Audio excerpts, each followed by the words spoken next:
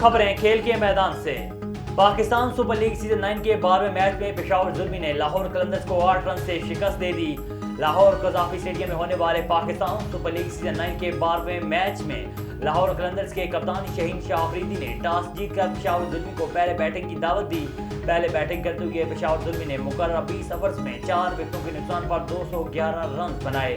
212 runs کے ہدف کے تعاقب میں لاہور قلندرز کی ٹیم مقررہ 20 اوورز میں 6 وکٹوں کے نقصان پر 203 رنز بنا سکی۔ لاہور قلندرز کی جانب سے وین ڈوسن کی 105 رنز کی شاندار اننگز بھی کسی کام نہ آئی۔ پاکستان سپر لیگ سیزن 9 میں شریک کوئٹہ گلیڈیٹرز کی ٹیم ملتان سے کراچی پہنچ گئی۔